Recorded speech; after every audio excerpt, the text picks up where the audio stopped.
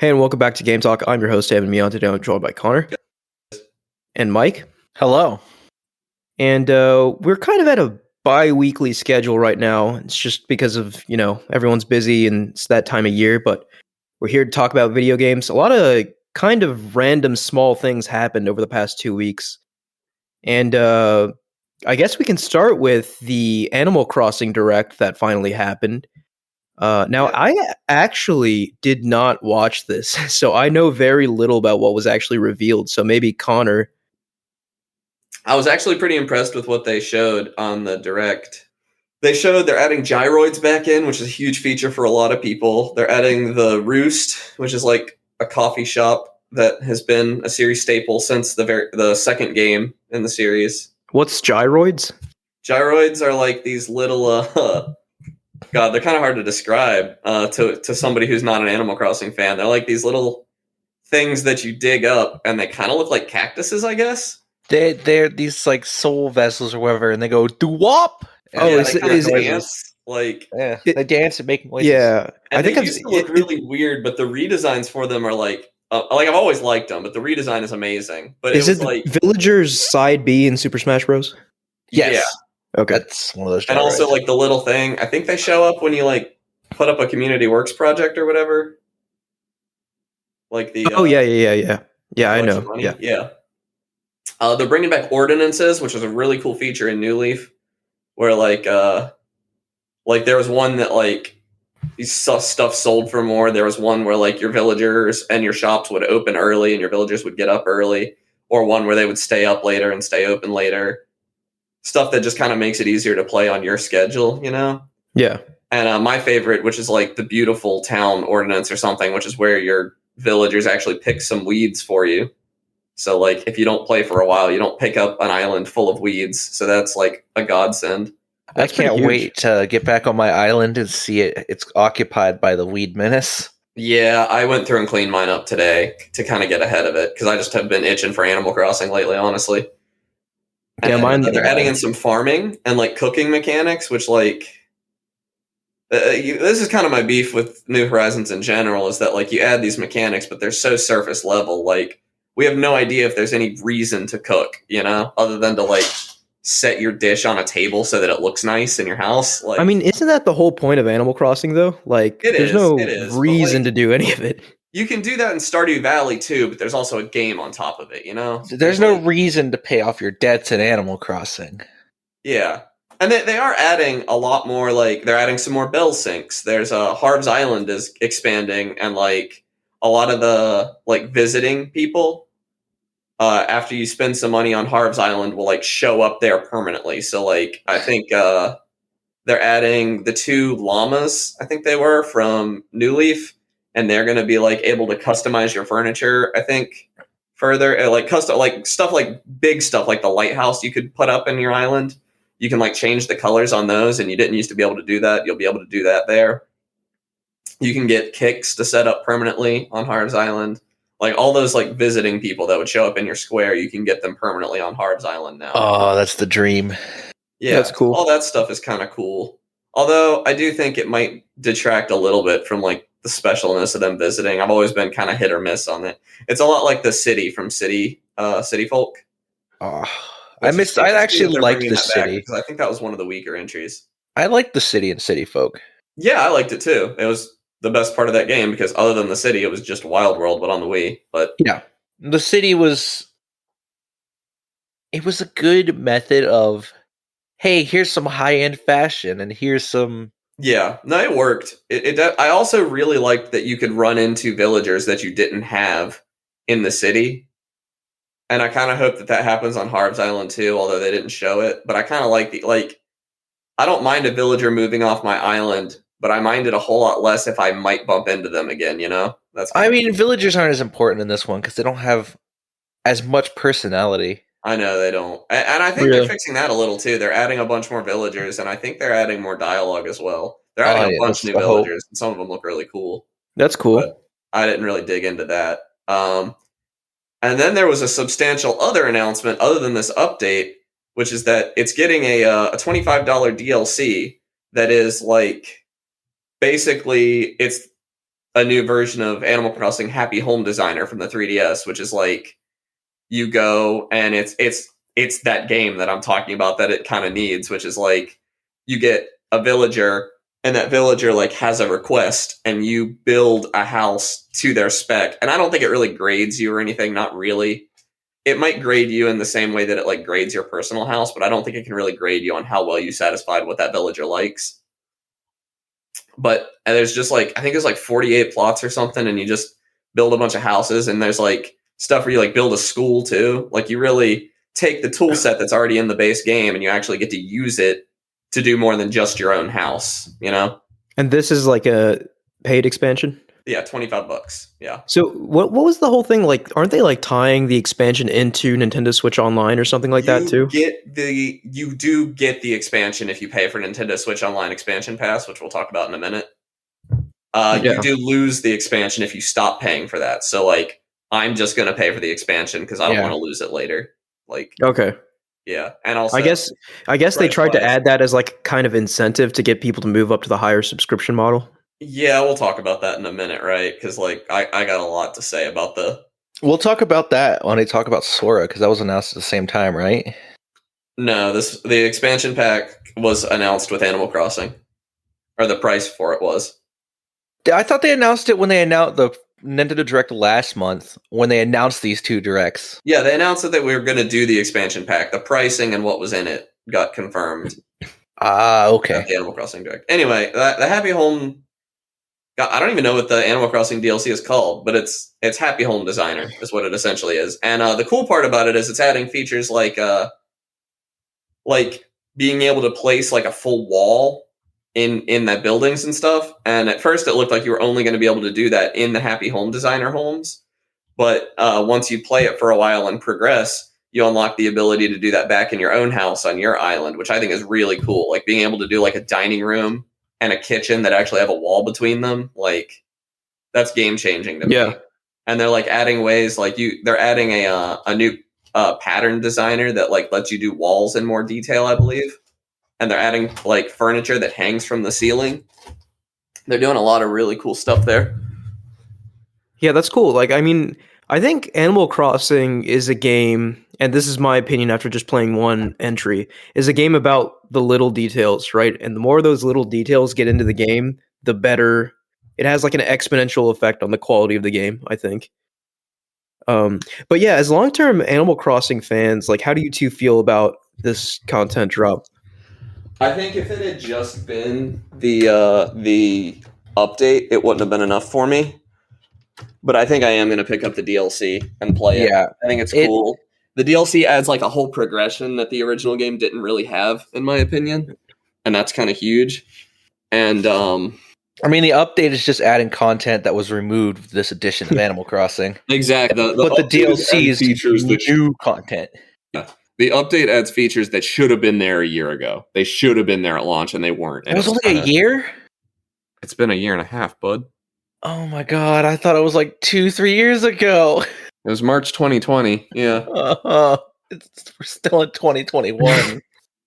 Yeah. So, what do you guys make of the news that, like, this is it for Animal Crossing New Horizons? They've pretty much added all the stuff that was missing, so that's fine, but they didn't say that this was it. They said this was the last free update. They did not say this was the last DLC. Okay. Yeah.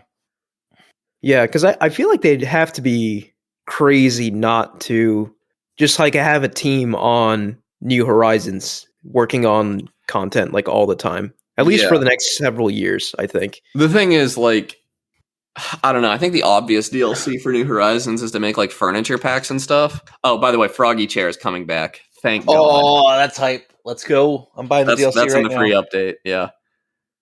Oh, it's in the free update? Yeah. Yeah, a lot of the furniture that was missing from the game is coming back too. It really does feel like the free update is finishing the game to the state it should have been in a year ago, and that's annoying. Mm-hmm.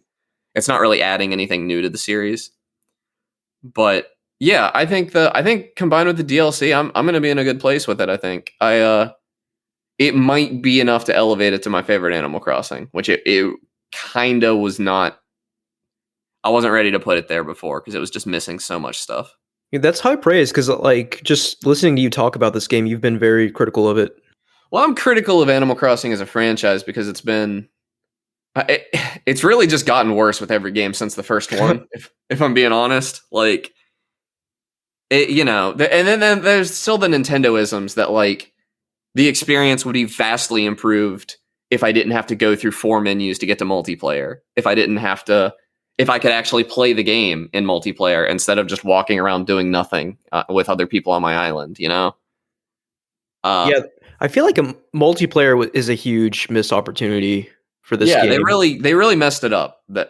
In every possible way, they messed up the multiplayer in New Horizons, and it's almost irredeemable, and that sucks. I mean, But to me at least, it was cool to just see other people's places, but like, I agree with that. It sucks that was the sort of extent of it. Yeah, and I almost think that like the dream. Have you played since they added the dreams? Ammon? No. So they added this was an update a long time ago. They added if you lay down in a bed, you have the option to have a dream, and you basically in your dreams visit another island. And it's another player's island. You can like put in an island address or whatever it's called and visit anyone's island. And I almost think that that's a better experience than playing actual multiplayer is in a lot of ways, because you do it on your own time. You're the only one sitting through the load screens and everything. And like, you're not inconveniencing someone when you leave, and you can just kind of enjoy their island at your own pace. Yeah. And the fact that exists, like, why is the multiplayer in such a bad state? Why can I not decorate my island while people are over? It doesn't make any sense. It's very frustrating. Yeah. I think the whole decorating thing was so they didn't have people like ruining your island or something. But yeah, no, I get why. But like, they have a best friend system. So like, if I register you as a best friend, you should just have full permission to do whatever on my island, in my opinion. But that's whatever. It's annoying. But as Animal Crossing as a single player experience, New Horizons is still quite good. But even then, it's like, it doesn't have the bite that the first one had. Like, Mike, you can probably back me up there, but like, the villagers used to have a lot more to say than they do now. Oh yeah, the snooty villagers used to be awful. Yeah, they'd be mean. They were like you ever watch Foster's Home for Imaginary Friends? Oh yeah. You remember that pretentious like yellow imaginary friend? What was her? Eris or something? Oh yeah. Yeah, there was like a whole class of villager that talked to you like she would. Like, and that was like fun. Like, you hated them, but like, it was fun that they were there. It was fun that the game had bite to it. And they've really taken the teeth away, But I still think like, with this full feature set, New Horizons has enough to go head to head with the GameCube game. I still don't know if I would call it my favorite yet, but there's enough there. Well, that's good. And yeah, I feel like, I said in an earlier episode, I kind of want to restart my island. I don't know if that's true. I think I will just jump back in, and I feel like if I restarted, I would be happy for like the first day or so. Then I'd be like, well, I lost like everything. And that first week grind, I can't imagine doing that again. Like, yeah, no, I think it was a positive one-time experience. Yeah, but no, doing it again, I'll never forget, dude. Like, yeah. Like, this was my first Animal Crossing. Just the feeling of like playing a little bit each day and having the game open up little by little. It was so much fun, especially, when that game came out. Like, we were just kind of like doomed as a society, but like, yeah. And I just wish there'd been more of that, I wish it could have opened up little by little for like a lot longer. Yeah, and like, I had no desire to like time travel or anything. It was just perfect. I love getting like my bite-sized pieces of Animal Crossing every day. Because that's another thing that's still going to be missing from the game is like, there are only 2 Nooks Crannies in New Horizons, whereas like historically there have been 4 or 5 upgrades you can do. Oh yeah? Yeah, like all the way, they would have like Nook's Cranny, then it would be like Nook and Go, which was like a little Go Mart thing. And then Nook Way or Nook Mart, I forget, and that would be like a little supermarket. And finally, you would get like Nookingtons, which was like this massive 2-floor, like very opulent thing. And I almost feel like they didn't do that in New Horizons at first because they didn't have enough furniture for it. Like, but that's not coming in this update either. So there's still, there's still some important stuff missing, in my opinion. Yeah. Well, I guess we can kind of dovetail this into the discussion of the Nintendo Switch Online expansion pass pricing. Nobody should buy it. It's Yeah, $50 don't do a it. year for one person, and all like $50. That's more than twice as much as it is now. So Like, so they've over doubled the price, and in my head I was like, okay, it has to be between $20 and $60, right? Because $60 is what PlayStation and Xbox are charging for their Yeah. online service. And in Nintendo's head, they were like, okay, like obviously if we charge 60, like people are gonna laugh at us. So they did the next best thing and charged 50. and let people laugh at them for that because it's still an awful service that you'd have to be out of your mind to buy. Like, Yeah, so the issue pay is for it like for a month, play through Ocarina of Time, and play through Majora's Mask. And if you never played Super Mario 64, or no, Majora's Mask isn't even in it yet. Yeah, It's not coming, yet. yeah. To wait for a little bit. Yeah. Then play So, Majora's Mask. Wait for it, pay for it a month, play your Zeldas, play your Mario 64, cancel it because it's a garbage service and nobody should be paying for this thing. Like, so question here. How many people are allowed in a family? 7, I think. 7? Yeah. And the family plan is priced at 80? Yeah. $80 a year. Yeah. Hey man, if you, me, and Mike, and we could find like 4 others, I'm no, sure. I wouldn't do it. This service, because that'd be what? About $12 a person still almost? 11? Yeah. It's not worth that 11-ish. to me. This service is so bad that it would not be worth $11 a year to me. Like, it's terrible what they're offering. You're just paying a lot of money for expansions and old games. Yeah, like, these games, paying for them individually, sure, but the fact that those games are going to go away when I stop paying the subscription service, no, man. Like, it's just a worse offering than was on the Wii U in every possible way. It's terrible. Yeah, I feel like Nintendo feels emboldened by the fact that like they can and will get away with it. So, and the fact that Xbox Game Pass exists, but Game Pass is such a better option. Game Pass is a lot more expensive. It's like $120 a year. But you get the newest games. Yeah. Right. And like Nintendo is clearly comparing themselves to that. And like Nintendo shouldn't even be comparing themselves to Xbox Live and PlayStation because their online multiplayer does not work. They have like one functional game. Yeah, I mean, I think we've hashed this out in the past, but I think Nintendo is squarely putting their value on nostalgia, right? Like, yeah, and they're like, out here manufacturing N64 controllers in 2021. Yeah, and no, guys, like, no, I genuinely don't think. I think that this service is going to bomb. I don't think anybody's going to pay for it. Like, nobody was willing to give up their multiplayer in Mario Kart, but nobody's going to pay $50 a year for this. I really think this is going to bomb. A reasonable price for this would be $30. Yes. And like, like if it had been an additional $10 a year or something, like I'm paying $35 for a family plan now. If it went up to $45 or even maybe $50 a year for a family, then yeah, I'd still be thinking about it. Yeah, that's doable. But and to be clear, they did include the Animal Crossing DLC in this. However, if you ever lapse your subscription, you lose that DLC. So like, no, no, guys, that's not. No, if I paid for a full year, you should let me keep my DLC.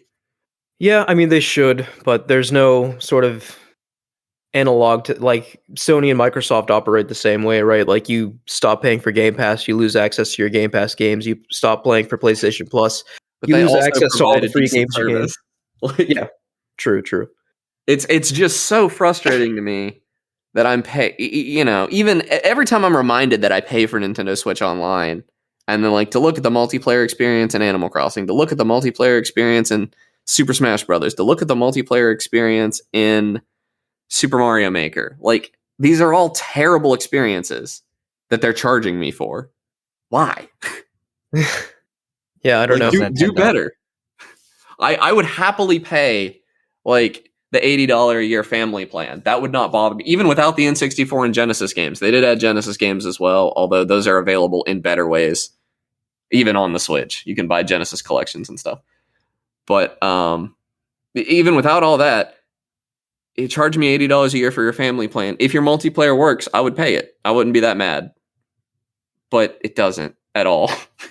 Other than Mario Kart and Splatoon, it might as well not exist. And I do wonder, like, I don't know. I feel like, do we know how good Splatoon's multiplayer is? Like, I have no sense of that, right? Like, I have to imagine it's fine because that's all the game has, and people love the game. So yeah, And like I imagine like Arms was also decent.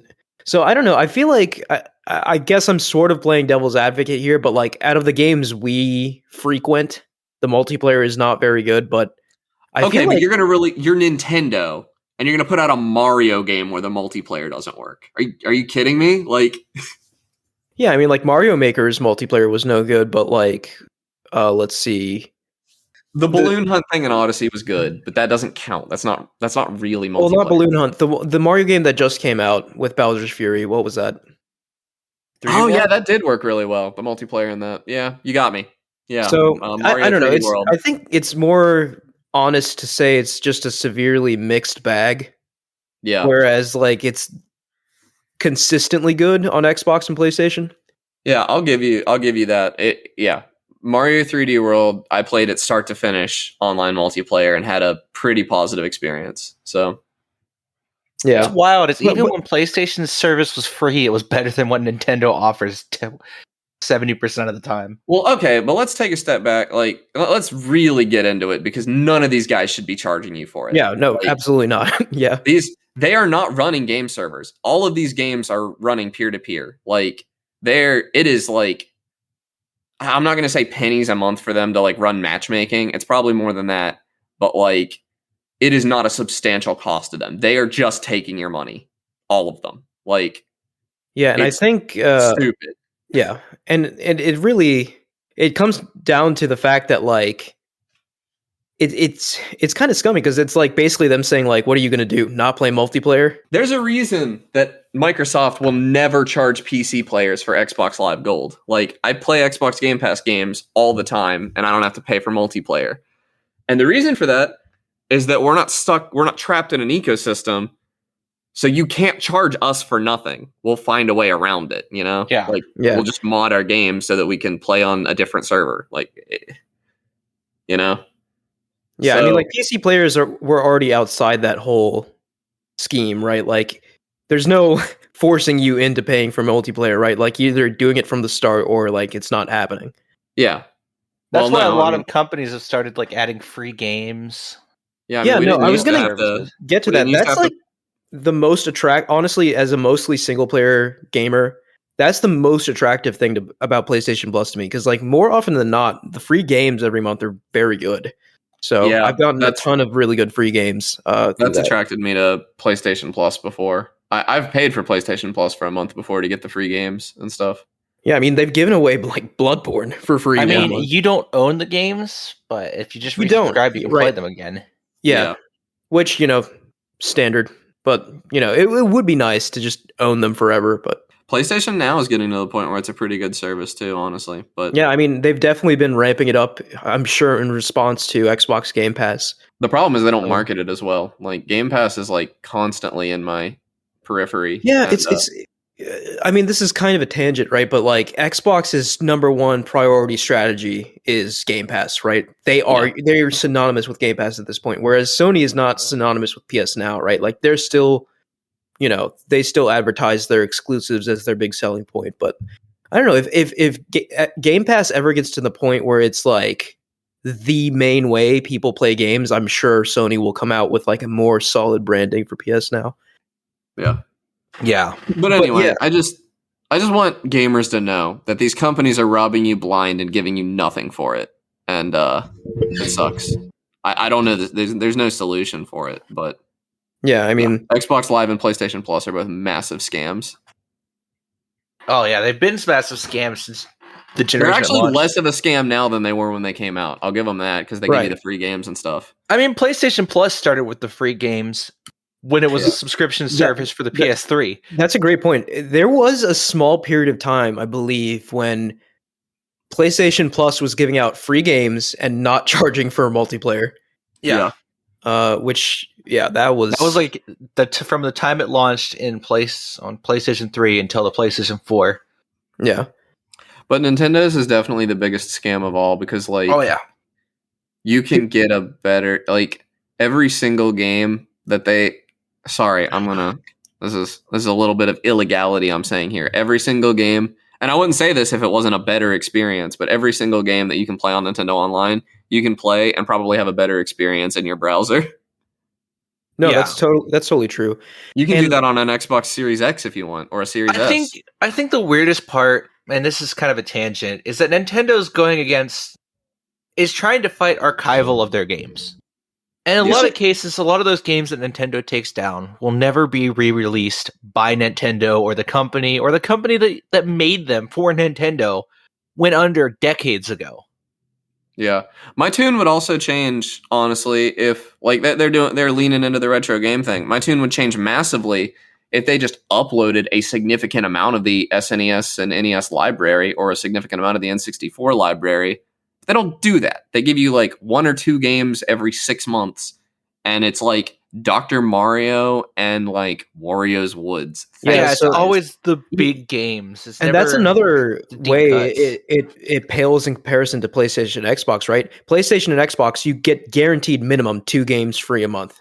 Yeah. Sometimes it's even more than that. With Nintendo, every few months you might get one, 25-year-old game. Yeah, and you'll it's get a Mario game. 10. And like, don't get me wrong, these games are old, but like once you get into SNES, you're not really seeing the age of the game that bad, in my opinion. Like, SNES games have aged pretty well. SNES games have aged better than N64 games, I would argue. Yeah. A lot of NES games have not aged super well. I'd say, like, with the exception of like Super Mario Bros. 3, like I think the only Castlevania. SNES games that didn't age well were those that were not made by Nintendo. Those that were made difficult intentionally so that you had to buy them instead of renting them. Yeah, but like Super Mario World could come out tomorrow as an indie game, and I would think it was phenomenal. Yeah. Like, that's just how it is. But like, it's not the point. you know? So one additional point I want to make here is that I don't know, I guess I haven't been online too much, so I don't know how big the outcry is to this pricing plan. I have not seen anyone. I've seen a couple of influencers saying that they're going to get it for a month just to actually like review it. Well, what I'm getting at is that, like very recently, both Sony and Microsoft have had instances where they made business decisions that were so bad, everyone yelled about them, and then they rolled them back. Right? Nintendo would never.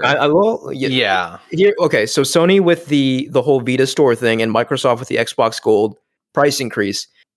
Now it's Nintendo's turn. Let's see. Nintendo would never ever go back. Yeah, I mean, I totally agree with you, but like, if there was anything, maybe this would be it. Because like, if like no one buys it, then that's a really, really bad look, right? Like, Nintendo is one of the last companies that still relies upon that old school Japanese business way of thinking, where it's always this decision is final. Yeah, and I don't think a lot of Japanese companies still do that. I know Sony doesn't. The killer thing is, why did I say anyway? Nintendo does not stand to lose money here because like they might not make money, but like this probably cost them like less than $20,000 to put together. Right, like financially, this costs them nothing. But in terms of mindshare, is so important in this industry, right? Like we keep going back to that infamous Xbox, One reveal, right? Matrick, like how mindshare can cripple you for the better part of a decade financially in this industry, right? So like, I don't know, man. I don't know if this will be a big enough controversy to actually like make Nintendo have second doubts, but like I do think if people are very vocal about this for long enough, Nintendo will at least acknowledge it. I think it's my beef is also like lowering the price doesn't solve the problem. Like, because it was a bad service before, and now it's just a bad service that they're charging more for. I'm like, what I wanted was a good service. Yeah, and part of me, the hopeful part of me, thinks that like, what if Nintendo's pouring all the enhanced networking resources into the Switch sequel, which there are more and more rumors about every day, it seems. I think Nintendo's getting too comfortable because they finally found a share of the market that no one else has touched yet. Yeah, and here comes a Valve. Oh yeah, Valve is about to swinging at them. A lot of people were like, I've known people, I've talked to people at work. It's like, why would I buy a Steam Deck if I'm at home? I'm just going to be on my computer. But maybe you're not at home. Maybe you're at work and you want to play your Steam games. Or maybe you just want to be comfy while you play Stardew Valley on Yeah. your like bed or something. Like A lot of people don't get the value of just laying on your bed and playing PC games. It's an expensive way to lay in your bed and play PC games, but like then you also have. Don't get me wrong. The Steam Deck seems very nice, but it would. I feel like it's like a David versus Goliath situation right now. Like Nintendo, it would take a lot. The Switch, not even cripple. It would take a lot to challenge the Switch, in my opinion. Oh yeah, like, it would to challenge Nintendo's market position. I don't know, man. A lot of companies have done it. Valve has a lot. Like they're less vocal because they're not like fighting a console war really, but Valve has a lot of sycophants that will like just do anything. Like, but more than Nintendo. Come on, man. Like, I don't know. I mean, I'm a fan of Valve because Valve just does good things. Yeah.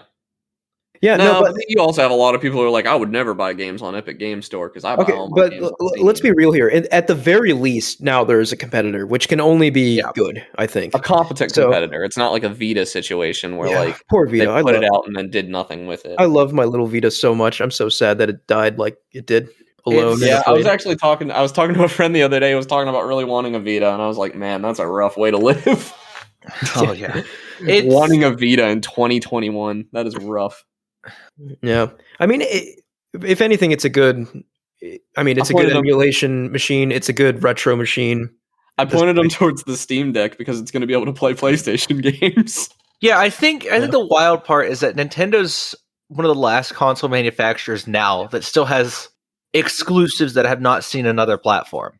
It's never gonna for Nintendo. Actually, that's a lie. Mario has seen. Yeah, PC. I was gonna say it's happened, but it's never gonna happen again.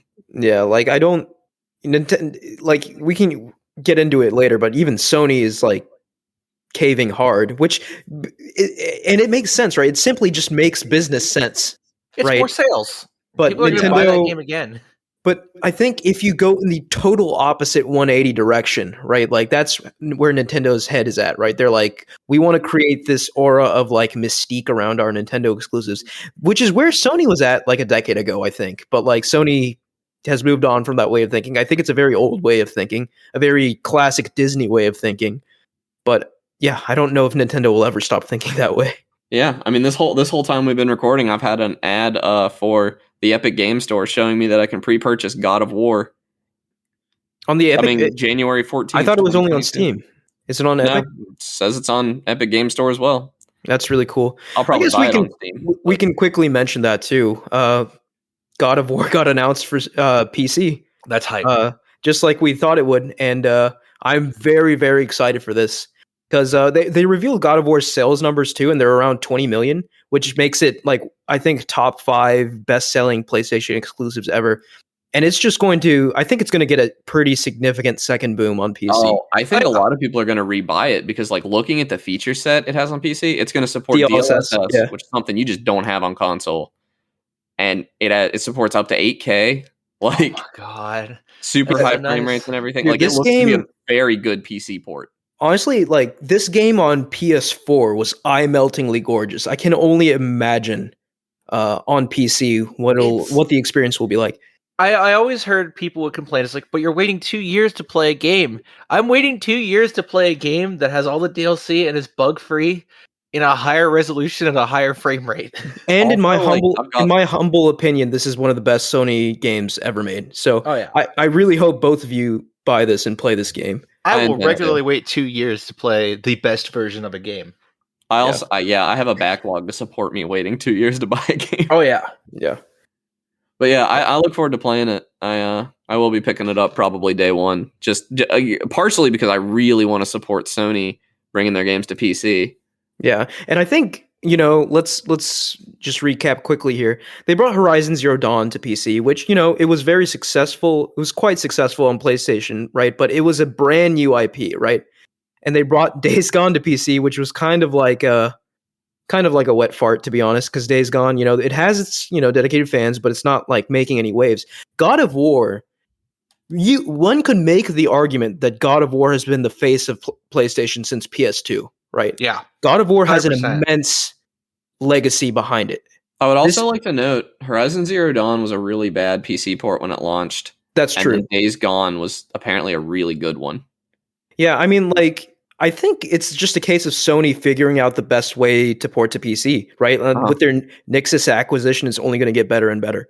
And so I'm confident when God of War launches on PC, it's going to be an immaculate PC port.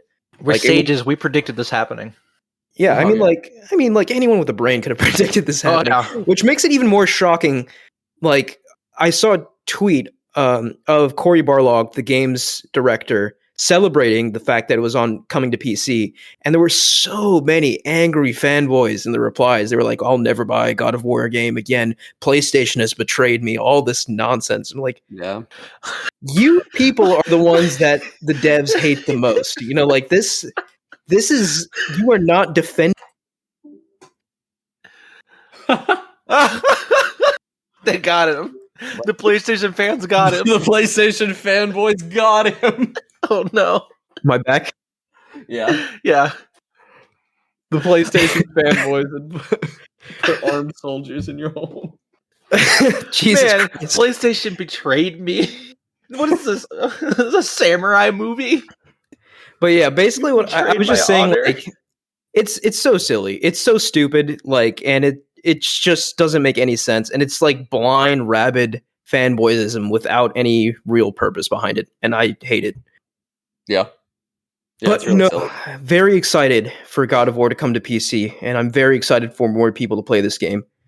And I do recommend, like, I don't know about you, Mike. You've probably played previous God of War games. This game really kind of is like a fresh start, but it becomes several orders of magnitude more impactful if you have a rough idea of the story. So if you buy this game, I recommend just watching like a quick summary video on YouTube of like the original trilogy or something. Just Can I tell you something really funny? Yeah.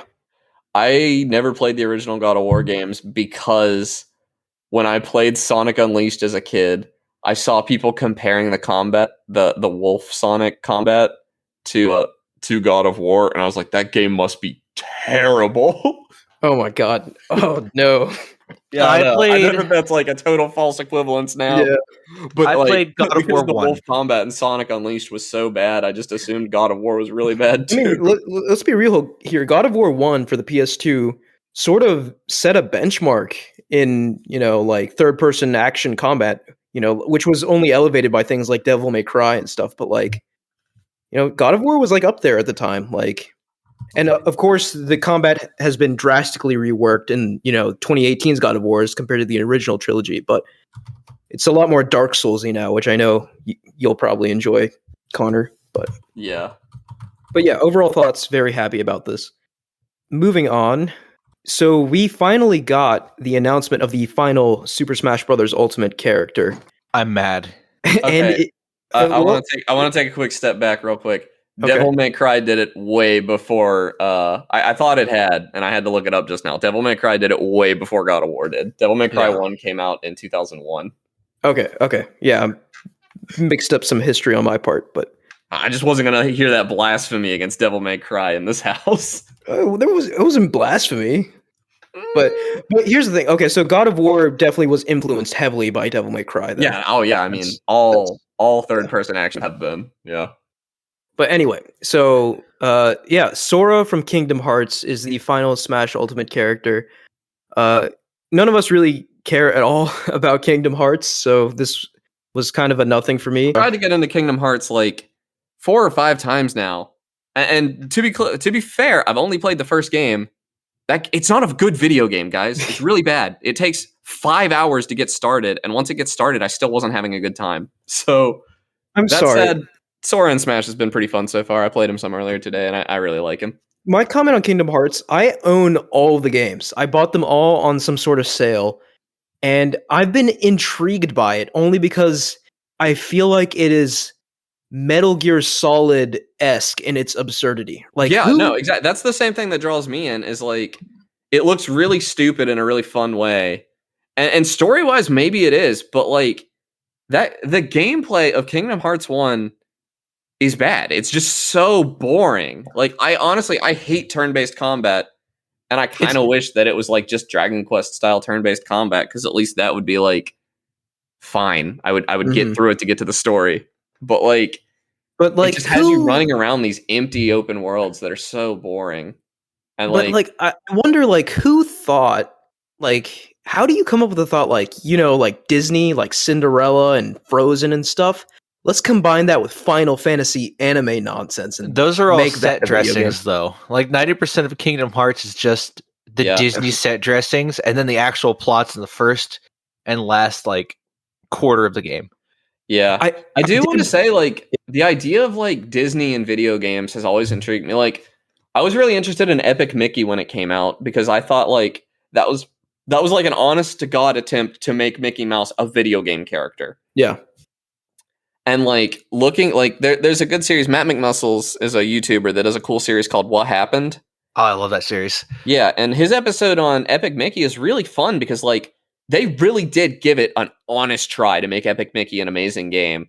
And it like just for various reasons it came out as just an okay game, which isn't even that bad, but it like was a really good idea in my opinion, like trying to like kind of get like new super tame Mickey Mouse and like make that make sense with Mickey's history of being kind of a dick in like the older cartoons and stuff, and like analyzing that in a game. And they bought back Oswald the Rabbit, and I think it was Bob Iger at the time. He was like super on board. He really loved the whole thing, and like everything was going for it. And it got a sequel that was apparently pretty good, but then it just went away. And like the whole story of Epic Mickey, like all of that, all the cool stuff that happened there, made me want to give Kingdom Hearts a shot, and I just ended up really hating it. Yeah, I don't know.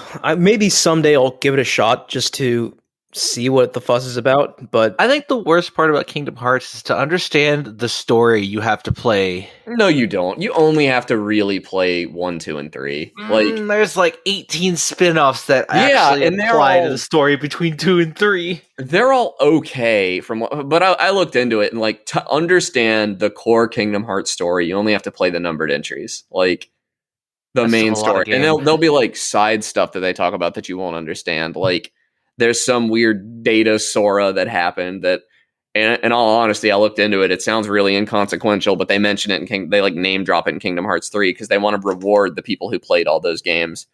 But really, to get to understand the plot, it's like you didn't have to watch every single Marvel movie to understand Infinity War. Like, yeah, I don't know, but anyways. Sora, but I do gotta dunk on anybody who is going to tell me that Kingdom Hearts 1 is a good game. I honestly have thought about skipping to 2 just to give it a real fair shake because they probably improved it a lot. Yeah. But so Sakurai interestingly said that Sora was the most requested fighter for Smash. Yeah. Which I guess I believe, like Kingdom Hearts is a huge deal. And it's funny to me, like I was thinking, like, I wonder who else was on that list that just didn't make it. I bet, it was some absurd, like Goku was for sure. Goku was top for sure. 5. Yeah, like, I have a hard time believing more people wanted Sora than Goku, but I absolutely believe that Sakurai does not count Goku in any way. Yeah, like even if Goku was like secretly number 1, he was never getting into Smash. Like I'm still mad that the first thing they unveiled was Doom Guy as a Mii costume. Yeah, I had a friend that right there. like, I had a friend saying like Doomslayer got into Smash. Like, yeah, Mii Gunner, that's basically his moveset. And I was like, man, Mii Gunner doesn't even have a shotgun. Don't blaspheme me like that. I mean, at least the Doom Guy and Isabelle are in the same game. Yeah, that is pretty hype. Wasn't it that like a lot of the Mii fighters in Wii U ended up being like actual characters in Ultimate? Like maybe some of the fighters are kind of foreshadowing for potential characters in the next Smash, but who knows? Is that the case? I didn't know that. I think that was the case. Yeah, like it is kind of weird that Smash Ultimate is done now, right? Like no more patches, no more balancing, no more characters. That's not necessarily true. They said no more characters. There might be a few more balance patches. They said development on Smash Ultimate is complete. To me, that indicates they're just done, so maybe. But I wouldn't be surprised if we get another balance patch. But yeah, no more characters. Yeah, and I mean, like, at the end of the day, like, whether we care or not about Sora, like, it's a monumental achievement to have Sora in this game. Like, just all of the negotiating that must have happened with Disney, like, just to get him in. Like, Sakurai it is really lame that there's no Disney representation, though.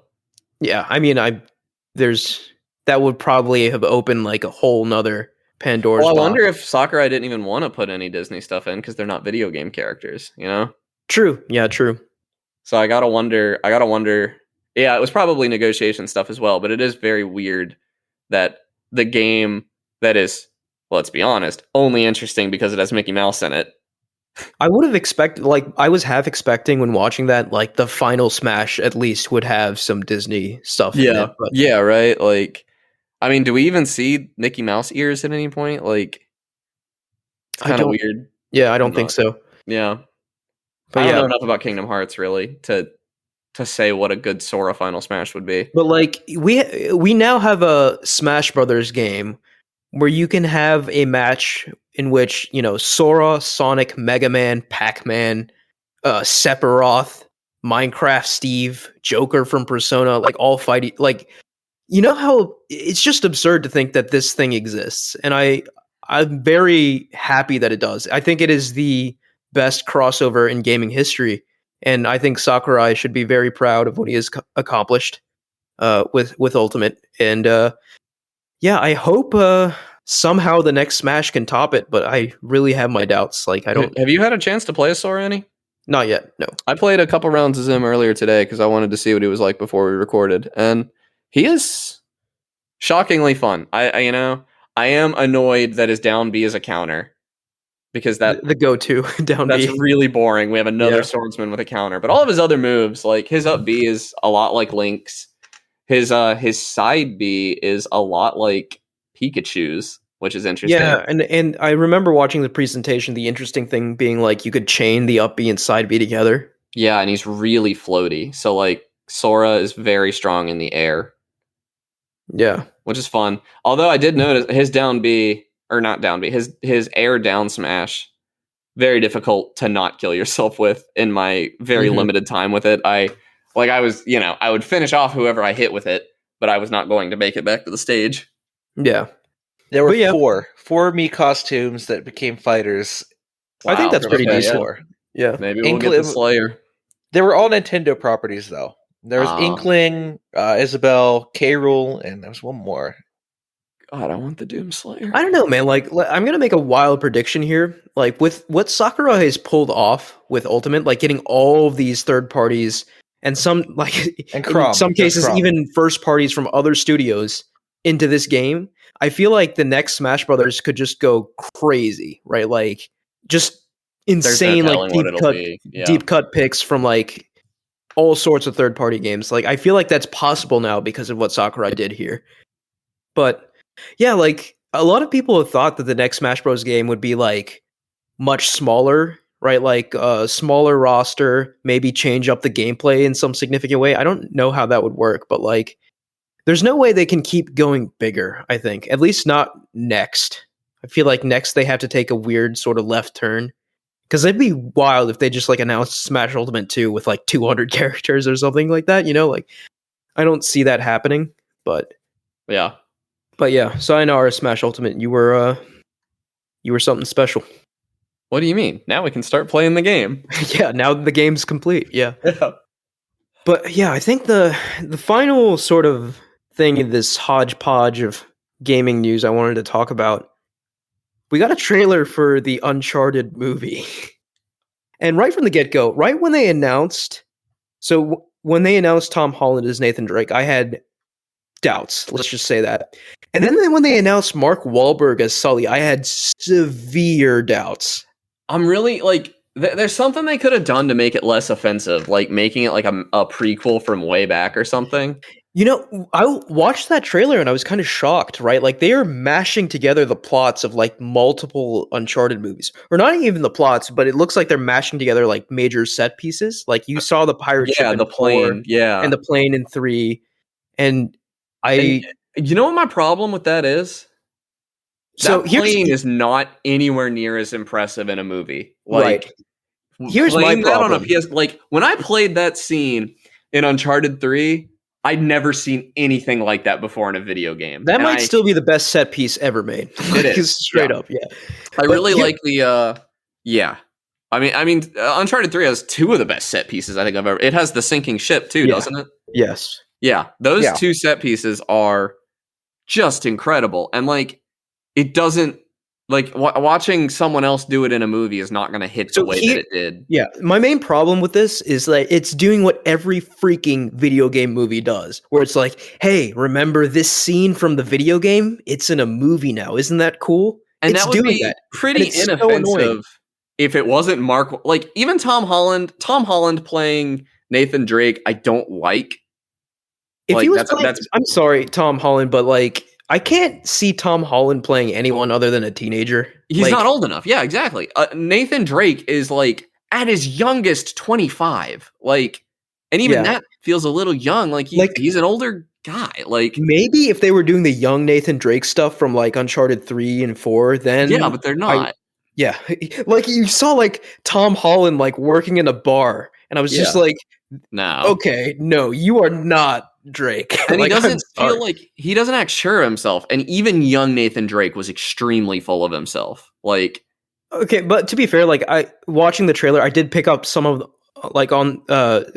on some of Nathan Drake's like signature quips and stuff, but like it's just not convincing. I mean, the outfits are good. The outfits Tom Holland is wearing are very Nathan Drake. Yeah, I'll give him that. The outfit's spot on, but like, and I say that because Mark Wahlberg is not dressing like Sully. Dude, Mark Wahlberg's just wearing regular clothes. Mark Wahlberg. He's not even trying. Just like wandered on set, like what are you doing? Sully man? has white hair. Sully wears Hawaiian shirts. Sully smokes Sully cigars. Has a mustache. Yeah, and Sully. Sorry, I know we don't say a lot of language. But Sully says "goddamn" every other word, and like the fact that we didn't get a single Sully "goddamn" in that trailer. Yeah, come on, you needed that. Come on, like I'm not going to see the movie. Like, so here's the worst offender about this movie. This movie has been in production hell for quite a while, right? Like in 2017, Neil Druckmann was asked like, hey, what can we expect from the Uncharted movie, right? Like it's being written and stuff. He said Naughty Dog has not been asked for any input whatsoever for this movie. Oh, it's going to be a disaster. So, oh no. Naughty Dog had no say in this movie as far as we know, right? Like, and which is even weirder to me because this is a Sony made movie. Like how is that breakdown of communication happening there? They have access to those cuz like frankly, like the Uncharted writers could have just written a movie. Like they're perfectly capable, I feel like. Yeah, I don't know for what reason, but like it seems like Naughty Dog has minimal involvement in this movie, which means it's just going to be some generic action flick with an Uncharted coat of paint slapped onto it, you know, like like why is Nathan Drake has a pretty established backstory that does not include him ever working in a bar. Like, yeah, I don't know what they were trying to do. Also, honestly, I thought Elena or not Elena. No, that was Chloe. Chloe, thank you. That had to be Chloe, right? That looked exactly like her. Yeah. But I feel like they had Nathan Drake in the bar just to make Tom Holland seem older. Like I feel like that's what they were trying to do. It didn't work at all. It was just really uncanny. Yeah, because it's just like, okay, Peter Parker's like trying to be Nathan Drake, and it's just bizarre. Yeah, it's really. I mean, like he's got the physique for it, more or less.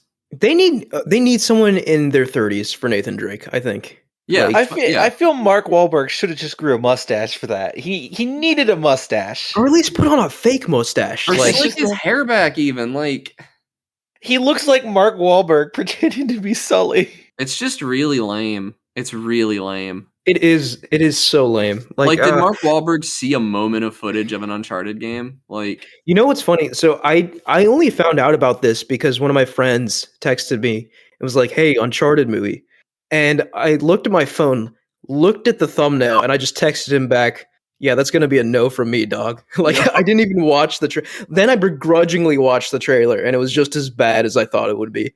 I do want to take a step back. I'm roasting Mark Wahlberg here. I know that that's not how movies work. I know that he did not choose his wardrobe and everything. Like, yeah, but it's just funny. Like, it's because it's Mark Wahlberg. It's just funny. Yeah, it's just he looks nothing like Sully. Like, yeah, Sully should be like. He doesn't talk anything like Sully either. By the way, this trailer portrays him. No, it's very. Yeah, it's unfortunate because I think Uncharted in the right hands could be a really, really good movie. But like this is Uncharted. let's be honest, Uncharted in Naughty Dog's hands is a really good movie. Oh, dude, A lot like of the I time. still remember, dude, when Uncharted Drake's Fortune came out for the PlayStation 3, I had friends that came over to my house and we just watched all the cutscenes. Like they that's what they wanted to do. Like they were so interested cuz back then games like that weren't really common, you know, like Yeah, no, Uncharted was like, I think it might have been the first PlayStation 3 game I got. Like it was that or Little Big Planet, and like now let's be honest, Drake's Fortune is a little tough to go back to compared to 2 and it 3. is. It absolutely is, but at the time Drake's Fortune was just like It was what insane. is this? This is incredible, you know, because that was like at the beginning of like the whole ludonarrative dissonance thing that people were doing, where like, you know, Nathan Drake was calling someone else a killer, and they were like, well, how many of my men have you slaughtered today, and all that, and like, yeah. you know, that was all still pretty fresh at the time, so it was still like something interesting, you know, unlike today. But no, it was a really good and smart game at a time when I had not played a ton of those. Yeah. And yeah, it's just unfortunate to see them doing this with it, you know, like just seems as generic as possible, but just a couple of those famous video game set pieces thrown in to appease the fans, which is what I feared it would be. But what can you do? Yeah. I think I really do think the only good video game adaptation, or one of the only good ones, I shouldn't say the only good one, but one of the only good ones will be The Last of Us on HBO, just because that's got so much being poured into it. Man, I'm just gonna tell you that Mortal Kombat movie slapped. Like, Oh yeah, it was actually pretty good. it was pretty fun. You gotta I watch. It was remember- a fun movie. Did you guys ever watch Assassin's Creed starring Michael Fassbender? No, I wanted Nope, to. It looked avoided it. awful. I actually did, and it was bad, but it was entertaining, but it was bad. The Sonic movie was. I get a little annoyed because people give the Sonic movie way too much credit for just being a passable movie. I mean, but that's what we have now. Like that's what we're working with, you know, like Yeah. to people outside of video games, they must see these movies and be like, this is what, you know, everyone's into, like this is what's I don't This feel is like the that's mul- that common anymore. People know. yeah, people know. Yeah, People know that video games tell meaningful stories now. I don't think that's. I'm a just secret. complaining to complain. Yeah, I'm just I mad know, about this but movie. I'm just saying, like, I don't think that. I think video game literacy has gone up a lot recently. no, So no, I don't agree. I don't want to Yeah. dunk on the normies too hard. I spend a lot of time doing that anyway. Yeah, it's just oh god, this movie angers me on such a visceral level. Ugh. Especially because it's like something I care about so much. Like Uncharted is like one of my favorite things ever. Like It I is love hard. Uncharted. But And it and will I remember probably something be similar- better than the Mario movie still. It probably will be. But I just wanted a quick story time. I remember I think senior year of high school, I loved Avatar The Last Airbender. Oh, that's so rough, buddy. And this was right before like the final part of book 3 came out, right? Like so like right before like the final part of the story came out. They released an live action adaptation yeah. of this movie. And you know, me being a naive child at the time, I didn't think to like read reviews of this movie or like look up why M. Night Shyamalan was a hack and shouldn't be making movies. I convinced all of my friends to go see this movie at midnight on release. Oh, but And I've never heard the end of it, even Yeah, to that's this rough, day. buddy. So, for me, it was. I actually weirdly I got burnt before that. I got burnt with Dragon Ball Evolution, oh god. and so I knew that the Avatar movie was going to be bad. Yeah, Dragon Ball Evolution, I didn't even I'm the biggest Dragon Ball fan like you will probably find in 100-mile radius, and I did not touch that movie with a 10-foot pole. I remember Dragon Ball Evolution. I remember like being confused when I walked out of the theater. Like I was in denial about it being a bad movie. I was like trying to figure out what did I misinterpret? Like where was the good movie? It was I remember me. getting on the internet. I like- was the problem with this movie. Like, I Yeah, didn't understand like- it. And no, it was just really bad. I thought that was before The Last Airbender, though. Am I wrong? I think it was like Okay, because I know A people couple don't years talk about before. it nearly as much, but Dragon Ball's also a little more niche, I think. oh my than- god. And in the last Airbender movie, they had the audacity to end it with a sequel tease. Oh my god, I know. It's just like, oh my goodness. No, I mean, there's no better way to disrespect your source material than to say that the cartoon pronounced his name wrong. Like, Yeah, like what? Like if you had watched one episode of that show, you could have gotten the names right. Like, yeah. what happened there? I don't know. You're hurting me. Yeah, this is painful. Let's move on. Let's pretend none of this happened. Games we've been playing. Yeah, let's do it. I want to go first, if that's all right with everybody. Go for it. Metroid Dread is really good, you guys. Yeah, I'm hearing its potential game of the year, which is not surprising to me. See, I have a hard time placing it over Psychonauts 2 as game of the year, but it really depends on what you're looking for in a game, honestly, because like I have no desire to replay Psychonauts 2, and I have every intention of replaying Metroid Dread. Like, yeah, it just didn't have a story that hit me in the same way, you know? Yeah. Although it does have a story that does hit you in a very good way. Like, it's subtle. It's not a lot of story, but there's some there. I'm a big Metroid Fusion guy, and that was my first Metroid game. And I know a lot of people don't love it, but Mercury Steam, the guys who made this, they originally they made the Metroid 2 remake, and they originally wanted to remake Metroid Fusion. And it was somebody high up at Nintendo was like, no, Metroid 2 needs to touch up a lot more than Metroid Fusion does. So they got put on that. But they clearly love Metroid Fusion. There's a lot of Fusion fan service in Dread. Like there's like a little one of the things that cutscene that catches you up at the beginning of the game, a recap. And I was very happy to see SAX in 3D and everything looking very good. Samus's new suits look incredible with one exception that I'll get to in a minute. But when I played through the game, I was sitting here thinking like, this is maybe linear. I don't know if people are going to love this, but I didn't really get lost. I got lost like one time playing the game. Yeah. And as it turns out, I just like followed the hints really well and didn't see like, if you do get lost, if you choose to go off the beaten path and get lost a bit, like there are a lot of skips and stuff in this game that are really cool. And like some of those skips have cutscenes locked behind them. Like there's a boss kill cutscene that you only see if you sequence broke to get to it. Like no way. Yeah, it's really cool. Like you have to have to trigger this secret boss ending. You have to have abilities that require sequence breaking. And that's incredible. Like that just shows so much respect for this franchise. Yeah. And it feels really good to play. Like I 100%ed it, and like 100%ing it kind of felt like when I 100%ed Mario Odyssey, where like I wasn't like necessarily loving the content that was left in the game, but it was just like simple enough puzzles that let me keep moving around in this world as this character that feels really good to play as.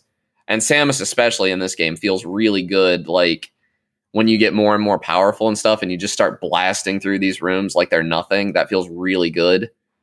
Yeah, and it's not an easy game. Like I restarted it in hard mode and was having about the same difficulty I was in normal mode. But like, I don't think I beat a single boss in this game the first try, except maybe the first one. Like, I died quite a bit, especially against the final boss. The final boss is very grueling in a good way.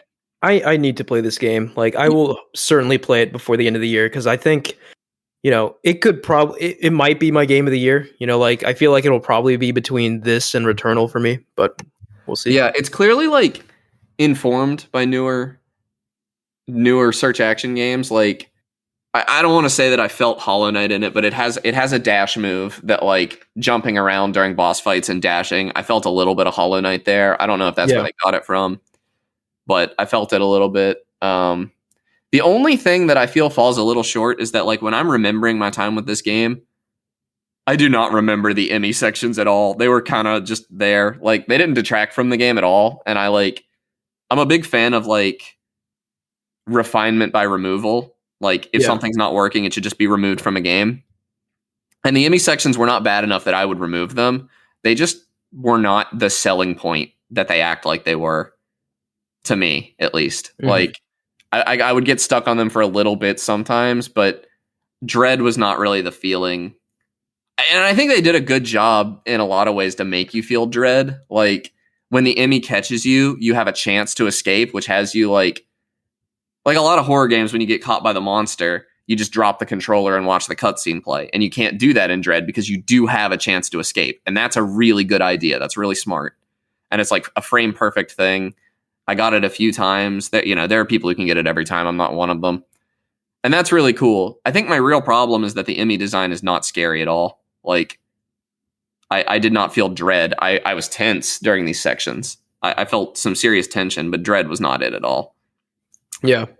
I kind of wish you had played it a little, either of you, to bounce off of me, because that may just be me. You know, I might, because I had just played the spooky section of Echoes of the Eye, the Outer Wilds DLC, and that, while I didn't like it, was a far more effective horror section, in my opinion.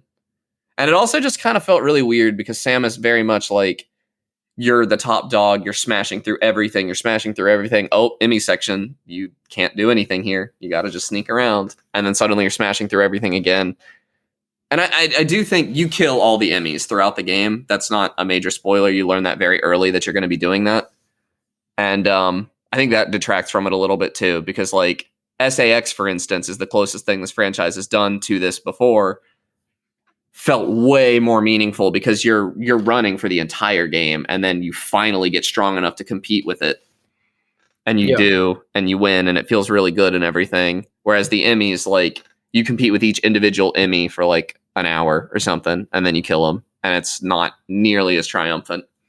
So how long was Metroid Dread? Like 12 hours ish? I 100%ed it in about 12 hours, I think. Yeah. Okay. So short and sweet by today's standards, I think. And to be clear, I didn't 100% it. I collected most of the pickups before the final boss because I was struggling and I just needed to get stronger. And that's how you get stronger in Metroid games if you haven't played them before. You find energy tanks that give you more health, and you find missile tanks that give you more missiles. And I also I haven't played a lot of Metroid games recently or anything, so like I didn't think to use my power bombs, for instance, during a boss fight, and it turns out that's a really important thing to do during some of the boss fights, and I didn't do it until the final boss. So on my next playthrough, I'll be doing that a little bit. It's a smart move that you have in your arsenal that I was just ignoring. Yeah, I watched a couple reviews for this game, and like it just seems to play so beautifully. Like it does. It like it little really animations Samus does too. Just add to just how good it feels. Have you played a lot of games in that genre, Ahmed? Metroidvania? Yeah, Metroidvania, search action, whatever. I mean, I feel like I have, but none of them have been Metroid games. You know, because like I speak the language of search action games pretty clearly because I've played a lot of them. So let me. I'm not really sure what you mean by search action. It's just a better way to say Metroidvania that doesn't. Okay. Because a lot of people don't want to call Metroid Fusion a Metroidvania. Yeah, it's hard to call the first Metroid game a Metroidvania. Half the Castlevania games aren't Metroidvanias. It's a dumb name. Yeah, I mean, like, I don't know. Well, me being like someone who's one of my favorite games like ever is Hollow Knight. Yeah, me too. Do you think that sort of jives with? Yeah, it does. Yeah, I was just asking because like if you don't speak the language real well, this is going to be longer than a 12-hour game for you. Probably you're probably going to get lost for a bit, and that's Yeah, I've even played a lot of them recently, so I see the subtle cues and stuff that point you in a direction and all. Maybe better than somebody who hasn't played a ton of search action games does. So, because I remember when I played Hollow Knight, I got lost forever. Yeah, Hollow Knight was labyrinthine. Hollow Knight lets you get lost a lot more than Dread does. But Dread, I didn't get lost a single time playing Dread, but I have heard from a lot of people that they did and like had a good time getting lost. So I just maybe got lucky, maybe not. I don't know. But I really loved it. It was really fun. The only real complaint I have is that the gravity suit in this game looks terrible. It's so ugly. It's so bad. Mm-hmm. It's like got these, like you can look it up and see it. It's in every Metroid game, so I don't consider it a spoiler. They also name drop it really early in the game. But it's this real ugly. I don't really like the color. It's this weird fuchsia kind of color. And you have these like green lightning bolts going from your shoulders down to your hips, and it's just really tacky, and I hate it. One thing I will mention is it seems like Nintendo is using Metroid Dread to advertise the Switch OLED. Yeah, which is kind of strange. I mean, it is a beautiful game graphically, but like, Yeah. I don't know if I don't have an OLED TV. I don't have an OLED Switch. I was not wanting for either of those things while I played it, honestly. I play for the record, I played through the entire game on my TV, which felt right. Things are a little small docked, maybe. I don't know. Yeah, I mean, handheld. I plan on playing this docked for sure. Yeah. But I do think it's interesting, like, they're choosing this game particularly. Like, I guess the art style and the graphics really sort of accentuate the It's also just handheld on OLED. I really don't think it accentuates an OLED. Like, it's not a lot of dark environments or anything, in my opinion. What I really think it is that it's a really graphically impressive game running at 60 frames per second that the release date lined up with the OLED. Like, that's why I think they're doing it. I think, like, frankly, I think Luigi's Mansion would be a better market for the OLED. It has a lot more dark scenes and everything. Yeah. But that's just me. I don't know. Well, it's not just darkness, right? Like, that's part of it, right? Like the inky blacks, but like just the richness of the color too is improved on an OLED. Yeah. But I don't have one, so I don't know. But it's a beautiful game. The 60 frames per second feels very good. Yeah. I wasn't expecting it. I was expecting 30 because of how good the game is. And yeah, when Samus was so silky smooth running across that screen and I realized it was 60, I was very excited. Oh yeah, like, yeah. I mean, I think since the very first time they showed this game is running at 60. So yeah, I just didn't catch that, I guess, honestly. I was totally prepared to have a good time at 30. That's what Samus Returns played at, and it was fun too. I'm telling you, man, like something weird about this console generation. Like for some reason, people are finally saying, okay, we can move to 60. Like it's happening. Also, I just got to say it again. The boss fights in this game are immaculate. Like every single boss fight was really, really, really fun. And that's not typical of Metroid games, in my opinion. A lot of them are just missile spam, and that was not really the case in this. That's good to hear. A good boss. There's nothing quite like a good boss fight in a video game. Like I felt genuinely challenged and everything on all of them. It was really fun. But I think that's pretty much all I have to say. I just really liked it. I don't know if it's game of the year because Psychonauts 2 was really good, and I'd been waiting a similar amount of time for both, I guess. So. Yeah, game of the just quick aside, game of the year this year is kind of tough, I think, because there are a lot of very good games.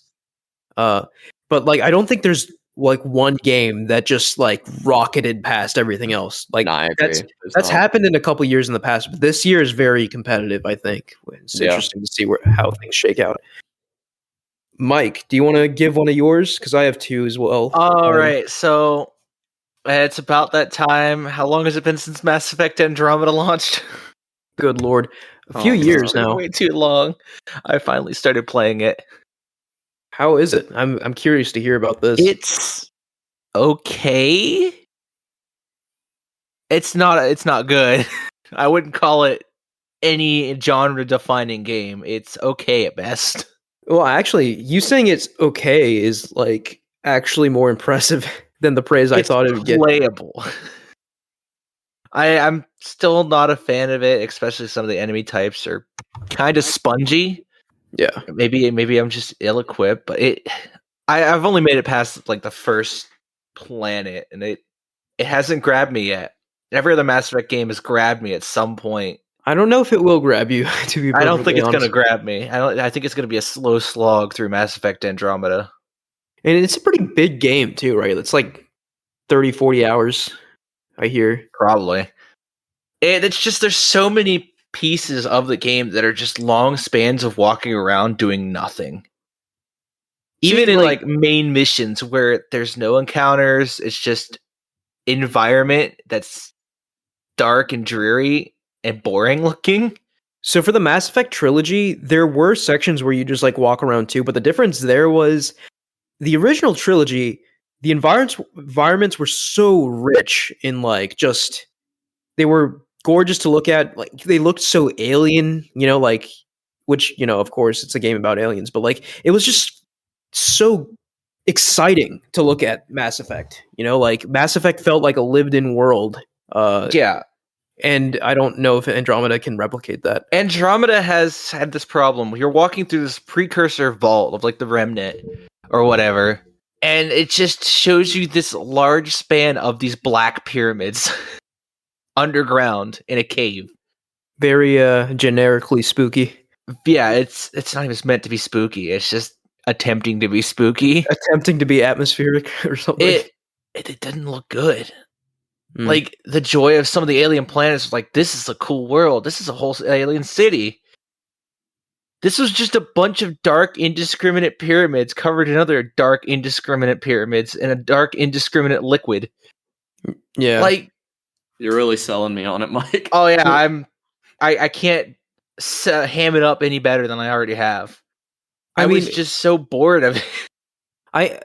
This conversation has just got me thinking, and I will say it again, even though I said it like 30 seconds ago. I can't overstate how good it felt to just live in the world of Mass Effect. Yeah. In the original trilogy. Like, I would often just like walk around and not do anything just because like it just felt like I feel like it's almost kind of like a future that I yearn for. Like, I hope there are aliens and I hope we get to hang out with them one day, but like Mass Effect executed on that fantasy so well.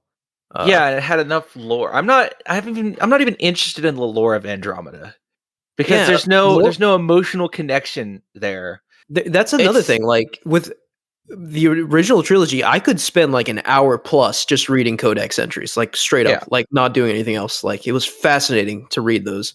I think that's one of the flaws that Andromeda kind of suffers from is that they only have two or three. I think it's 3 alien races that are new.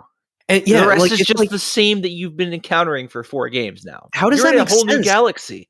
Exactly. Yeah, like it should be completely alien compared to the original trilogy. It's just everything's dead. Everyone's dead. The world is disappointing. The precursors destroyed everything in 600 years. Like, where have I heard that before? It's just a Fallout game at this point. All the golden worlds are disappointing and everyone's disappointing, but you're the magical pathfinder who can solve everybody's problems by activating magic technology that no one thought of doing.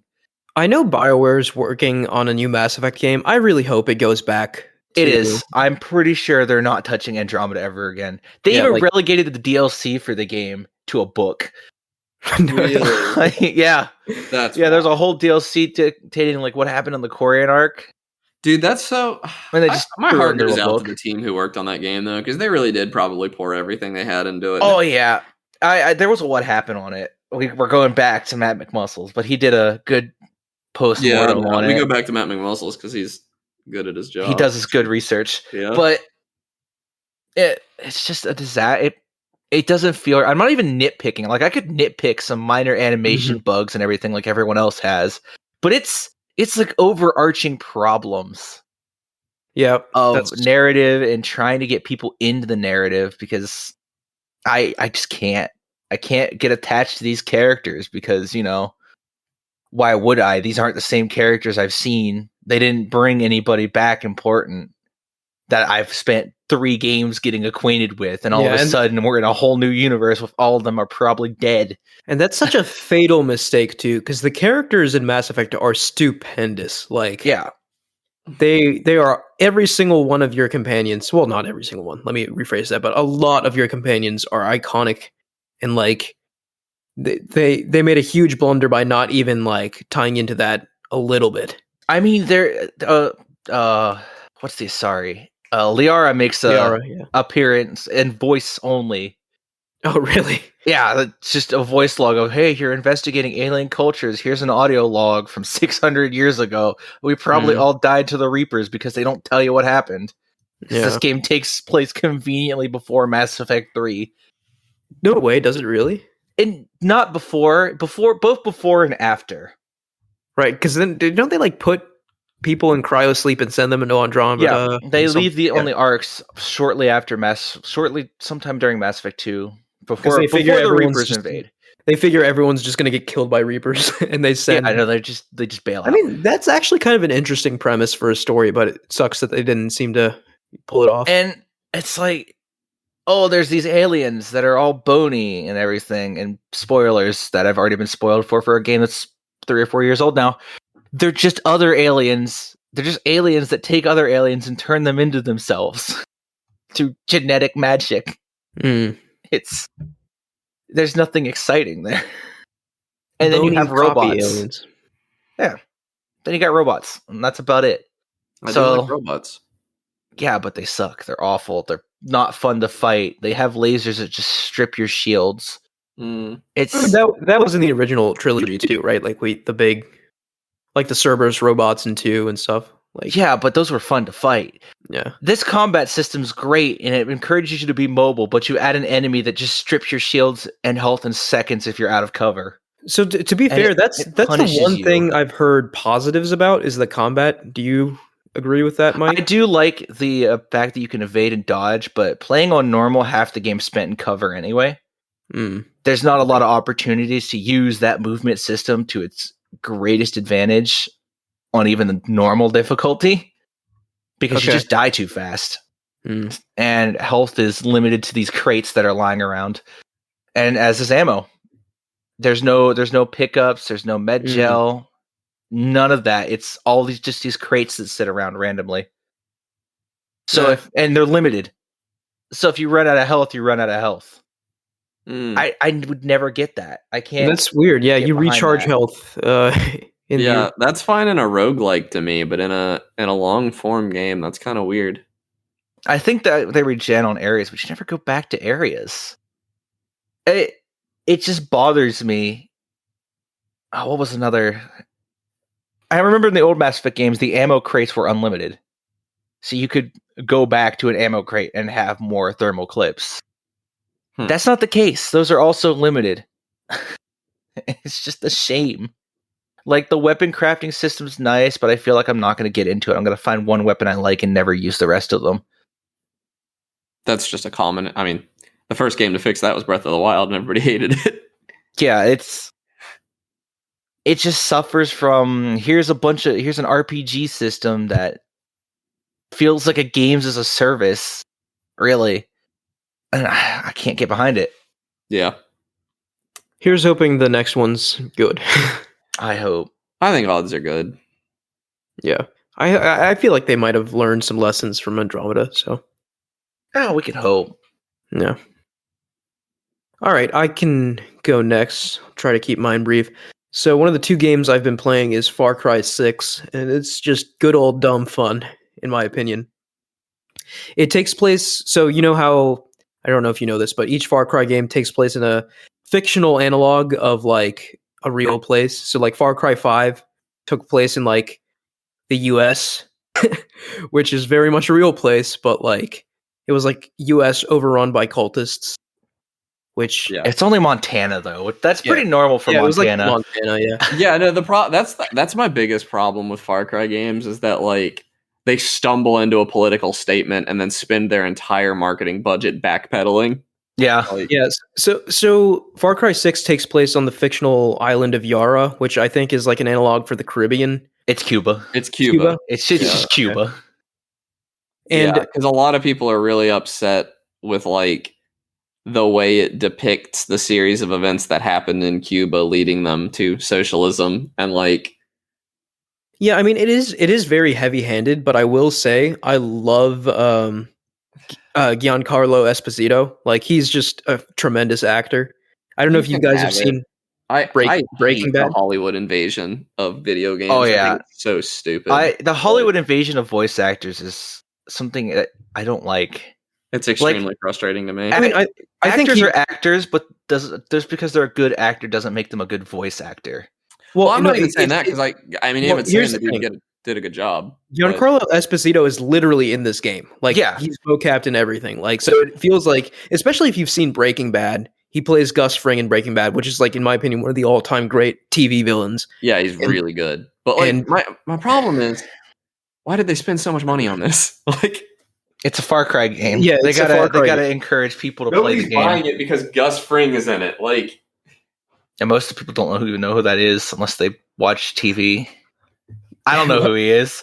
Well, I don't know. A lot of people watch Breaking Bad. Yeah, a lot of people watch Breaking Bad, Mike. I think you might be in the minority here. I really am. I haven't watched Game of Thrones either. I just don't watch TV. Game of Thrones is really bad, from what I hear. I don't think I'll ever watch Breaking Bad. I won't watch The Office either, but that's on principle. The point here is he brings like his Gus Fring energy to the role, which is I appreciate. But he's not in the game enough. Just from like he was in it a lot at the beginning. He's kind of interspersed. But like Really? I assume he's more in it towards the end. And again, like I'm not too far into the game. I think I'm just running around having a fun time. I'm playing a lot with my friend Josh, and I've always heard Far Cry games were kind of made by their villains. Like, yeah, I think that is true to an extent. I saw Voss so much I thought he was the protagonist. Like the dude from Far Cry 3. Yeah, no one remembers the iconic, second villain in Far Cry 3. Everyone just remembers Voss. Well, I never played it. No, Voss was the villain for like the first half. Then he dies. And like I saw that dude from Far Cry 4 a ton. The Paganman. Yeah. He was also a good villain. Yeah, no, he seemed very cool. And the dude in Far Cry 5 seemed cool. Like and I mean, like, let me be clear here. I'm still very very early in the game, and he's had some really good scenes already. So I expect I'll see him more as I go along. But I've mostly been playing by joining Josh's game, and the crappy thing is like story progress doesn't carry over. So like I'm just like, yeah, but you can play through the whole game that way and be fine, right? Like, well, you can, but that's you just not what don't I'm have doing. any progress. Yeah. But yeah, like I hop in, play with Josh. It's fun. It's just like an absurd sandbox, right? Like it's just like you're driving around in your Jeep, and then at any moment you can just be like mauled by a hyena, and like it's just goofy nonsense like that, like, and just like things like flying. It's like GTA Online, but really condensed, right? Because it's not like a bunch of people; it's just like 2 people. Yeah. And I mean, like, the AI is not very good, but like, who really cares, right? Like, it's all about like just I feel like the exploring the world, having fun, kind of like sandbox experience type thing. They did make some changes to like the progression system. Like, there's no like skills or anything in this game. It's all based off like equips, like armor and like guns and stuff, kind of like Borderlands and Destiny, sort of. But definitely not as deep as that. The guns are pretty. You can customize your guns to quite a degree, which is pretty cool.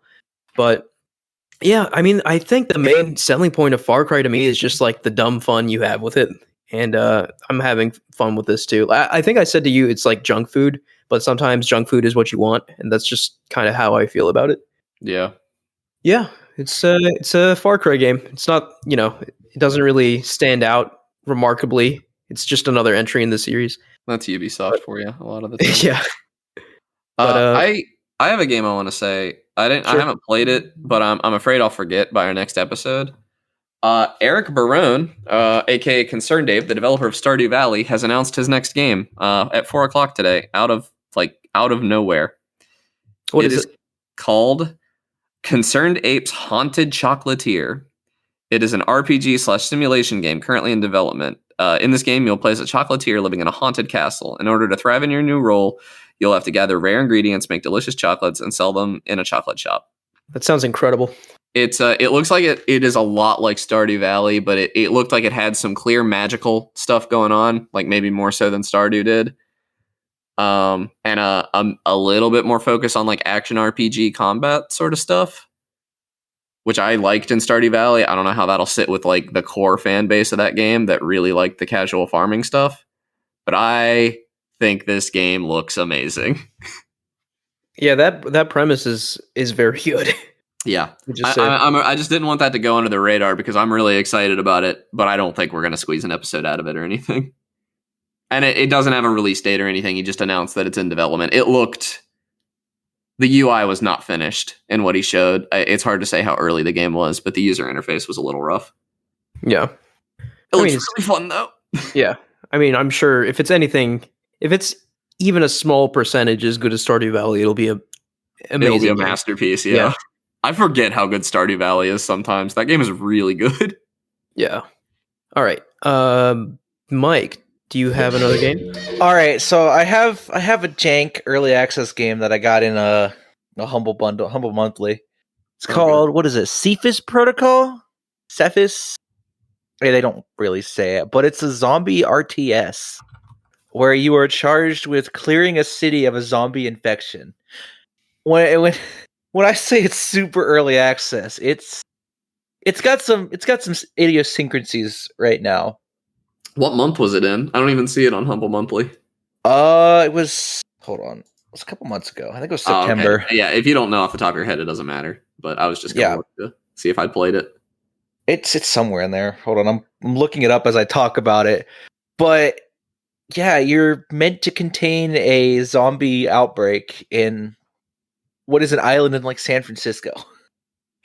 It's honestly kind of fun. There's something very satisfying about just walking through downtown, this like not true to life version of San Francisco, but nothing like the one in Sonic Adventure 2. Yeah, nothing like the one in Sonic Adventure 2. But you're just walking through slaying zombies that will demolish you if you're not careful. It's probably a lot better than Back 4 Blood is. That game sucked.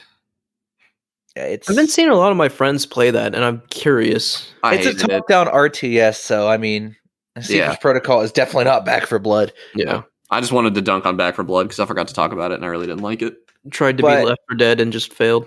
The devs are trying their best. It does feel, in a way, like a very early game, and like they're honest about how early it is and how small their team is and trying to make it. But it has some potential. It definitely feels like one of those RTSs that could be good. It could be bad. It was in like the August version of the Humble Choice bundle or whatever. Yeah. But it has potential. Is there multiplayer? Not yet. There's only 2 modes. Their pandemic mode, which is the main clear an island of an infection and eliminate patient 0. Which really, you only have to eliminate patient 0, and once you get shredder rounds, which kill patient 0, you just have to drop from a helicopter and melt her, then you win the game. So it's still got a long ways to go, then. Yeah, it's still got a long way to go. I think they're adding civilian management now, where you can build a civilian camp to make sure they aren't all infected and give them refuge, because the civilian count directly influences how many infected and zombies you're going to have to kill. So if you save more civilians and prevent infection from spreading, you get less zombies to kill. That's really cool.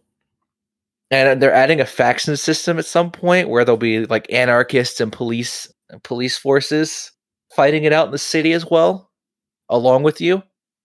So there's definitely potential in the early builds, but it's still really, really new. I like the real experimental zombie games and stuff. I played Project Zomboid back in the day, which was pretty experimental. And to be clear, I have no idea what happened to that game because I hopped on it way too early. But it had some really cool ideas. It's a proper game now, I think. Really? I need to check it out again. I don't know. I played it and I just suffered. Yeah, it's hard. It's a hard game, and it's got some roguelike stuff to it, which is. But I do like the concept of like this asymmetric RTS where you are the only person with guns and you're facing what is basically a horde. Yeah, that's cool. And they can and will attack you and overwhelm you. I haven't had it happen because I built some good defensive lines, but it can and will happen. And if you let the infection get out of control, it does get a little rough. As we know firsthand. And you can accidentally carpet bomb your own forces, which I have done a couple times. Everybody's done it. Sometimes it's the only option I got. That's all I have to say about it. I haven't put that much time into it. Okay. I mean, still early access. Interested to see how it kind of evolves over time. Yeah. What do you got for us, Ahmed? All right, so my final game is Nickelodeon All-Star Battle Royale. Or nice. I'm playing that probably Saturday for the first time. So I had a lot of fun playing this with some friends. I played it on Switch, which only seems right. I feel like it'd be weird playing it on anything else, but I mean, play it wherever you want to play it. But it is very clearly inspired by Super Smash Brothers, right? Like it's the same kind of like frenetic. I feel like it's almost closer to Super Smash Bros. Melee than it is to Ultimate. Like it's very fast, very janky, but it's a lot of fun. You know, there's no items. There's no items. There's no voices, which is kind of strange. Yeah, that's a weird. And the roster is a little small, but it does have some good picks. Like it's got SpongeBob, Patrick, Sandy. It's got Aang and Korra. It's got Invader Zim. It's got Nigel Thornberry. Nigel Yeah, it's got Thornberry, some really good picks. overpowered. If you could add one character to it, who would it be? I want to see some Fairly Odd Parents or Jimmy Neutron representation. Yeah, my pick, easy, Crimson Chin. Crimson Chin. Oh my god, that would be fantastic. Crimson Chin, and he's like a Captain America type, or not Captain America, Captain Falcon type dude. Oh my god, that is the best idea I've ever heard. They have to do that. Holy crap! Yeah, that's fantastic. And instead of like a knee that he just like headbutts you with his chin. Yeah, I want it so bad. So they already have kind of like a Captain Falcon-esque. Well, I shouldn't say that. He plays more like I think the bread Fox, guy, right? the Powdered Toast Man. Yeah, I don't even know where he's from, but Yeah, me neither. But like, yeah, a lot of these characters, I'm like, not even. They've got 2 Ninja Turtles in this game, which is interesting. They've got Leonardo and Michelangelo. Well, they've also got 3 characters from Avatar, so like, Yeah, they've got Toph. yeah. So I think Ninja Turtles, Avatar, and SpongeBob have the most representation with 3 characters each. Ninja Turtles also has April O'Neil in the game, Nice. which is a hilarious pick, right? Like they didn't go Yeah. for Casey Jones, but they went for April. But yeah, it's a lot of fun, man. Like it has a lot. It has a decent number of stages. It has like the final destination in the battlefield, right? Like from Smash Bros. And it has a lot of gimmicky stages too, where like the stage just kind of like messes you up as you fight. But like, I'm pretty impressed. Like it is slightly janky, but like I think they recently released the first patch and they smoothed over a lot of the sort of issues with the game. And the game is extremely fast paced. Like I think it's even faster paced than Melee, to be honest. Like it can be shockingly fast, this game. Like and it does have wave dashing in it, like intentionally, which is hilarious. That's awesome. And what's really cool, and here's where it starts to differentiate itself a little bit from Smash Bros. It has an aerial dash, right? Like, so you know how Smash has like an aerial dodge.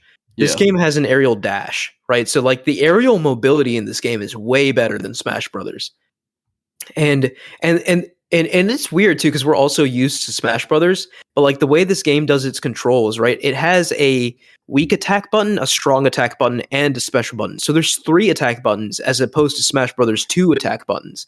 And that was a lot to wrap my head around for like the first hour or so of playing this game.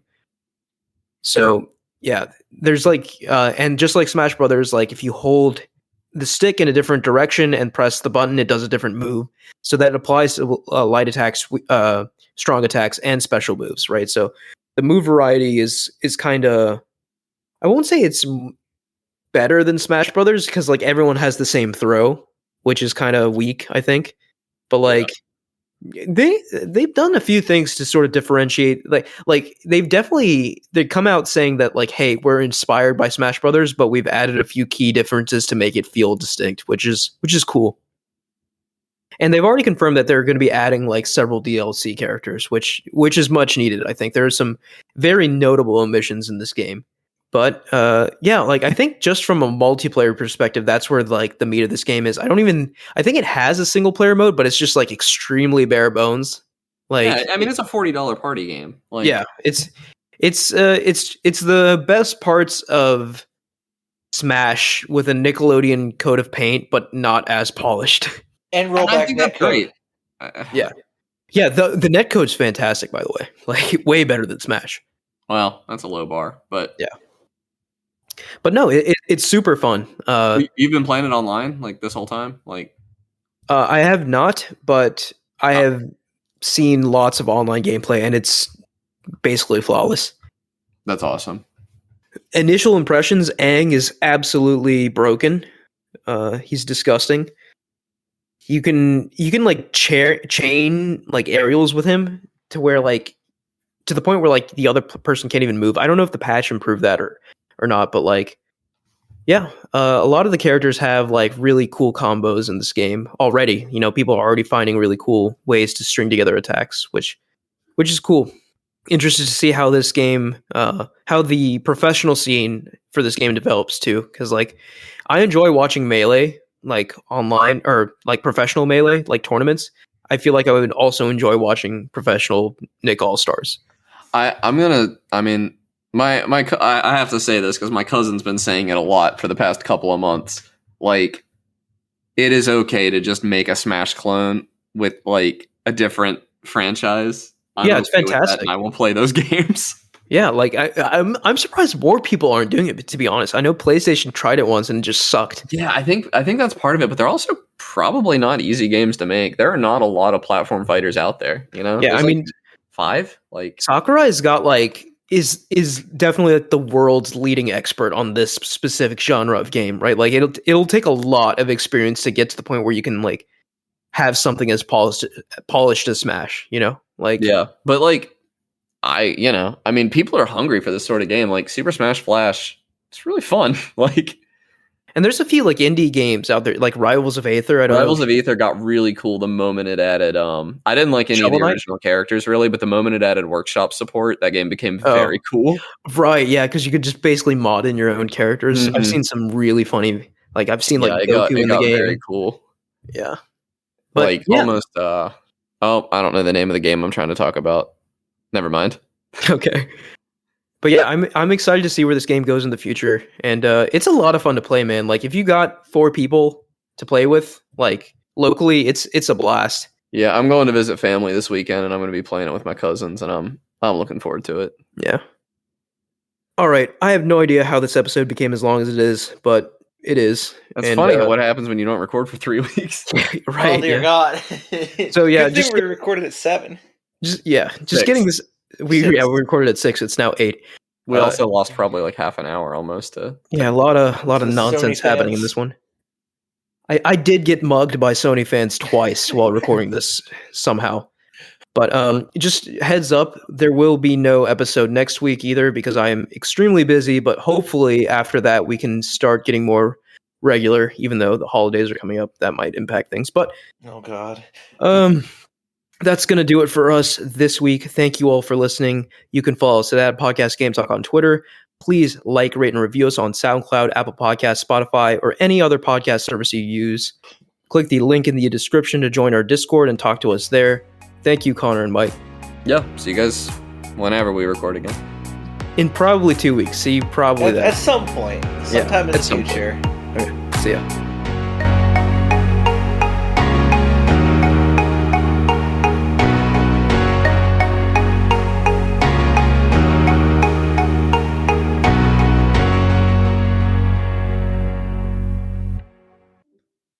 Maybe if it comes to it's Sony, so it's not even going to come to HBO Max. You know what sucks?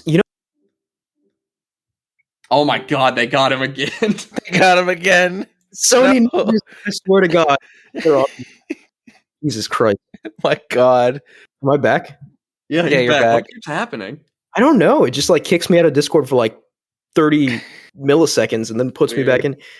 Okay, but God, I lost my. Edit. This is gonna be the worst episode ever.